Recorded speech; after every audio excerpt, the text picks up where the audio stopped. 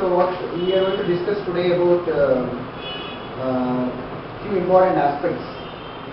Like I am not following any special agenda with the intention of covering a topic full. But my intention is to actually give you a basic understanding about already we have studied about combinational logic circuits. We know, I mean, at least from your engineering course and all, you studied about flip-flops, latches and all. So today we will be talking about first we will talk about simple ways by which we describe about the speed of a digital circuit. Okay. However, as I said, we are not going to complete this topic today. I mean, as I said, this session is not aiming to cover any topic in depth. Okay, but give a basic understanding about how we talk about or how we actually characterize the the speed when it comes to combinational logic circuit, when it comes to sequential logic circuit. So after explaining that, I will get into a behavioral model of flip-flop. Okay, and quickly we will understand that what are the variants of flip-flop, like latch, flip-flop with clock enable, etc., etc. Okay.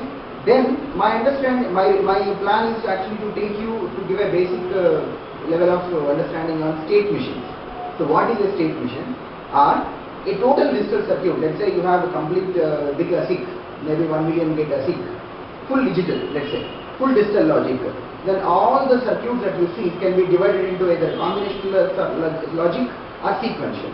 Now the sequential we can divide into again registers which are contributing to data path, which are becoming part of data path, or flip-flops as individually, or a group are becoming realizing some state machines. So in that way I want to give an overall picture. So this session will be having continuation follow-up sessions, and I am going to leave pointers from today's session to subsequently VHDL module and Verilog module, as I was doing in all the remaining sessions. Okay, fine. So I have taken up this presentation because few principles which I want to explain today are present in this. But as I said, I am not going to complete this presentation. Okay, we are going to take only few important principles. But having flashed this, let me explain these one basic things that should be always there in a digital VLSI designer's mind. Okay, a digital VLSI circuit need to prove itself in all these dimensions. Of course, certain things are very much important to. Yeah. Thank you. So certain things are very much important to designer, like functionality, speed of operation, etc. Coming to cost and etc. They are managerial level aspects. But everything is, as a total, everything, all these are important. Unless a VLSI design is good in all these dimensions, it is not going to become practically a chip. You got it? It will stop at somewhere. Okay. Anyhow, today we are taking some important principles related to speed of operation. Okay. Now, very basic way of this is related to timing in a combinational circuit. When you have a combinational circuit, we know what is a combinational circuit, right? Can I expect answer from any one of you?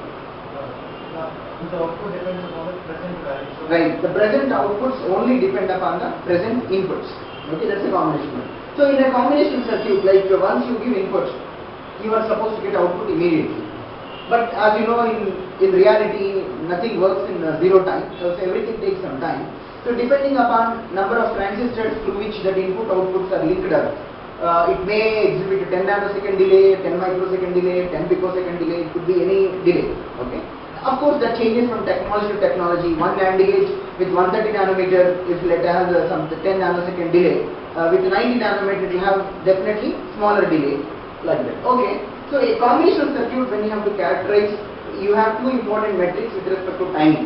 Okay. So one is related to the propagation delay that we talk about, and second one is related to rise time and fall time.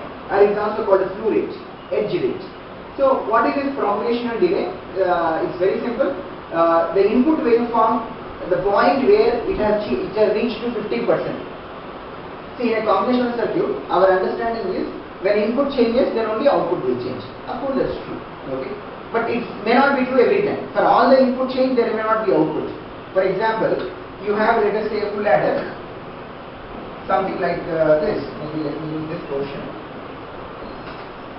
You have, let us say, a full adder. Then you have A, B, C, and this is sum and C naught. Then input is 0 0 1, so output is sum is 1 and carry is 0. Then input is let us say let's say first initially input is 0 0 0. So sum is 0, carry is 0. So when input becomes 0 0 0 2, next state let us say 0 0 1. Then you can expect a change on sum, but carry will not change. So it is not all the time mandatory that when inputs change, some outputs change. They not change that. Okay.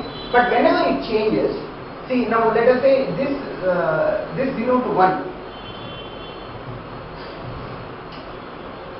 So maybe if I would put this thing in a proper way, like this is what first kind of input, this is second input. So this is what the change. That output you will say that 0 to 1 it will change, it will be 0 to 0 only.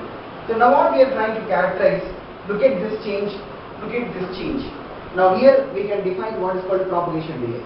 For the sake of example there we took inverter, but it is not compulsory all the time that only inversion should be there to define a delay of conventional logic circuit. Need not be. So when you plot these things, like C, it will be changing like this, isn't it? Then you will find sum will be changing like this.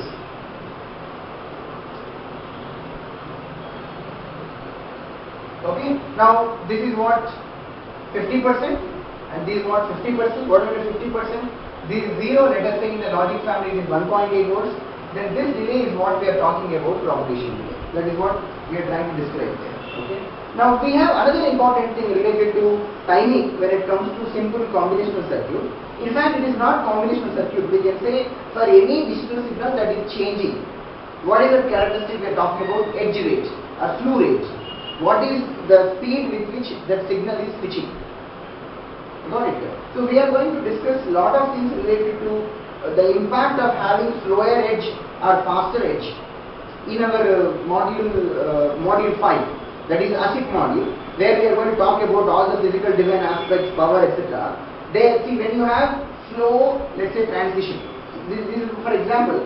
Now let's say something like there are two, one waveform is this and other waveform is this. Slow transition, fast transition. Now if you see, when you are working with a digital circuit, the amount of static power dissipation, let's say this is given to input of inverter, the amount of static power dissipation because of this will be more when you compare with this. Why? An inverter, usually CMOS type what we are considering now, will maintain for a longer time. See, this is a zone during which both PMOS and NMOS will be in the active region. So there will be a current from VDD to ground for a more amount of time. So if you look at the current waveforms, so means whatever the rate by which edge is changing has got impact on lot of things. We will talk about all of them in our module 5. Anyhow, our understanding today is to get a broader picture about what do you mean by state machines, when you are using flip-flops, what kind of usage of flip-flop you will find in digital design. That is what our understanding today. We are not going to get into all those aspects now. Now, when it comes to what is it called, sequential circuits, you need to first understand basic behavioral model by which a D flip-flop works. Don't worry about what will be inside of it. We will study at circuit level what will be inside of a D flip-flop or JK flip-flop in current module 2, and at transistor level what will be inside of a D flip-flop or JK flip-flop in our module 5 we will study at layout level, transistor level. But first it is important that you get a higher abstraction, behavior level understanding of how a D flip-flop is supposed to work. Okay? So D flip-flop, by the name it is called delay flip-flop, and that becomes a basic building block for our digital circuits. Even though for your textbook, they initially talk about JK flip-flop, RS latch, T flip-flop and all. Most of the times in your the digital circuit, the block which is forming counters and registers is nothing but D flip-flop. Okay? Now, what is its behavioral model? I mean to say how it works. See, when this is a synchronous circuit, so it has something called clock, and there are 4 ways of triggering the clock. Today we will limit ourselves to only, just one of the categories. We will not get into again details of it. Rising edge triggering D flip-flop. Rising edge triggering. So it gets triggered on rising edge. Okay. So what do you mean by that? Here, See, look at this waveform. This is a clock waveform. It is continuously running. So on the every edge of this clock, whatever the value which is present on D shall appear on Q. That's what I mean, the behavior level model. What I mean. So what is the whatever the value which is present on D shall appear on Q. That's what. But here you need to talk about little more practical way. When you said during the clock edge, the value on D. So as again we know that ultimately the D flip-flop should have been realized by using some MOSFETs, PMOS, NMOS combination. Again, that also will have time issues and all. Nothing will happen in the 0 picoseconds. Okay. So it is not exactly the clock edge. It is a window around the clock. Okay. It is a window around the clock over which whatever the value you maintain, that will be given at the output Q. So now that is what we are trying to illustrate here with this particular present slide. So this is D is the input. Now that window is nothing but this line to this line. So this time duration, by definition we call it as setup time, and this time duration we call it as hold time. Then what it means is you are supposed to maintain the D value constant in this window. This window is called setup hold window. I mean, in simple theory way, we can say whatever you have on the rising edge, that D value will come on Q. But in a practical way, when you are visualizing, it is like this. There is a window during which you have to maintain D value constant. Then only whatever the normal behavior of D flip-flop you can expect. Now if you ask what happens if I don't maintain constant, it is quite likely. I mean, after all, D is in my control, right? I can generate the D whatever way I want. If I make the D to change within this duration, what will happen? It will not work in a way that you are thinking as a D flip-flop. Okay? What happens to that we will discuss in a separate topic. There is something called metastability of this one. So that's all a separate discussion. You are supposed to maintain stable. When you maintain stable, then that value, whatever the value of D that you are maintaining within that window, you will notice that value after some delay from edge on the Q. That's what we want to say here. What it means, see, during this rising edge in this window, D is made as 1. So Q will become 1, but not immediately again. It also takes some delay. Even though you say that Q will become 1 when you give clock D, it will not happen in 0 time. It takes some time. That time is called as clock to output time. Maybe you can vaguely compare clock to output time in this slide with 50% and 50% propagation delay in the previous. I mean, you can vaguely compare. Like that is also propagation delay. Here also it is looking like a propagation delay from D to Q. Okay, but this is more precisely it is called as clock to output. Why it is called clock to output? It is from clock edge to output. That is Q. You can also call it as TCQ. You can also call it TC both. You got the point? Now let's talk about a few important aspects here.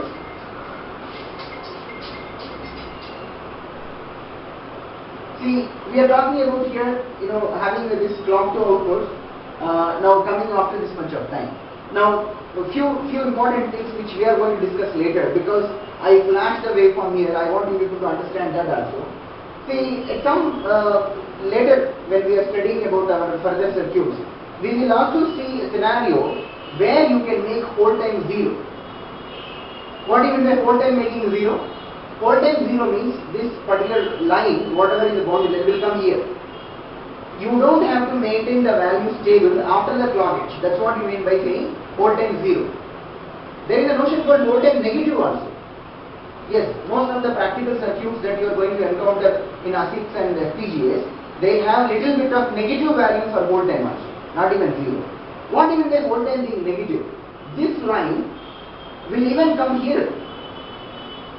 Oh, what it means? Faster output. No, not faster output. Okay. See, this line, whatever the boundary line, now we are saying this time interval is what we are calling as hold time. Now when you say 0 hold time, that will come here. You got it? Now when you say negative hold, you are moving this here. Because our definition of hold time is positive this direction, negative hold means in this direction. So negative hold means this line will be practically somewhere here. So what it means? It means that negative hold means that you maintain the D value stable in this interval. It is not required even to maintain D value stable actual during the clock edge, not required. you maintain the t-value stable in this interval, that is also sufficient. So we again, the reason for that, why people so much worried about hold time, what is the impact of making hold time 0 or negative, we are going to discuss in a separate topic. As I told you, this topic is not intentional to get into the details of timing and performance.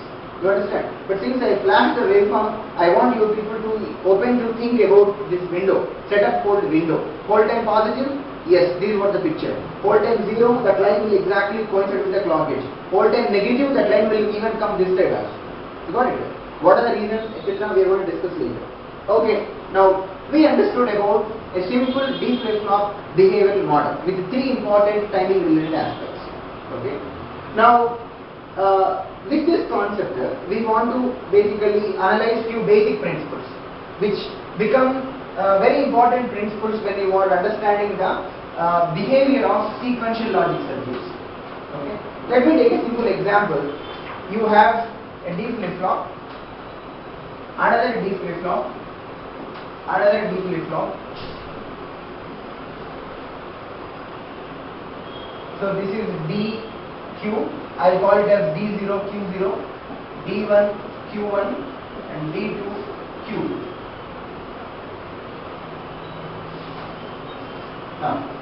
Now with few simple timing waveforms, I want to bring out one important concept which will help you when you are debugging VHDL or Verilog simulation results, are trying to analyze waveforms around any given sequential circuit like this. There are few important concepts which if you miss it, you will all the time go wrong interpretation. So that's what I want to first bring out such issues here. So as you know, this is clock. This you can call it as X, and this you can call it as Y. Got it? Now the kind of waveform, let us say this is the clock waveform we are talking about.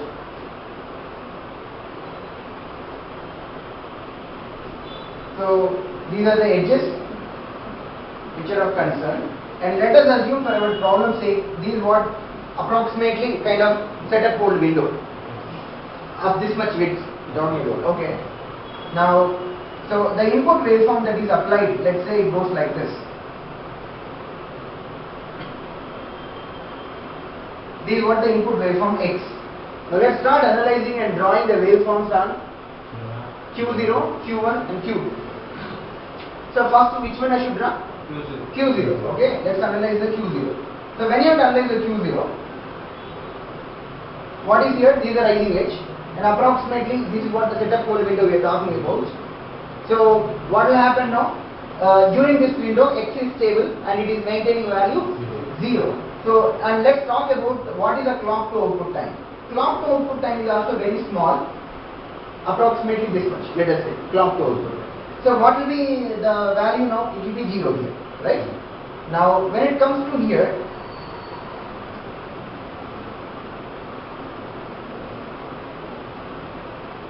now see, during this interval it is actually 1. So what will expect now? You will expect 1 after some delay, small amount of delay. Usually in your textbooks and basic level of digital course design exercises and all, we will neglect this delay, and in fact we will neglect this window also. You got it? But that is required. When you are analyzing practically, it will be there. Okay? So this small delay, okay, you can neglect. Now what happens next? Okay, I want to make maybe the problem more realistic in terms of numbers.